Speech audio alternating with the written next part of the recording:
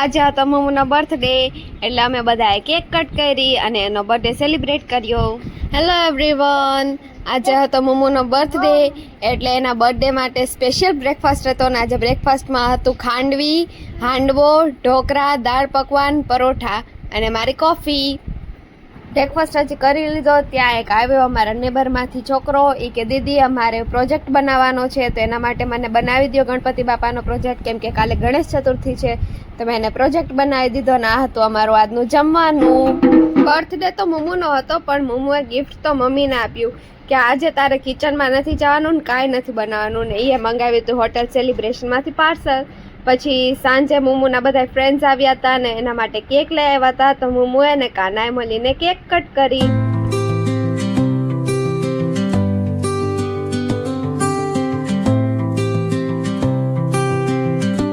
સાંજે મેં બીજો પ્રોજેક્ટ બનાવ્યો અને એમાં બનાવવાના હતા માટીના ગણપતિ બાપા. કેવા બન્યા કે કેવા લાગે છે એનો ફાઇનલ લુક હું કાલે રિવીલ કરીશ, કેમ કે કાલે છે ગણેશ ચતુર્થી.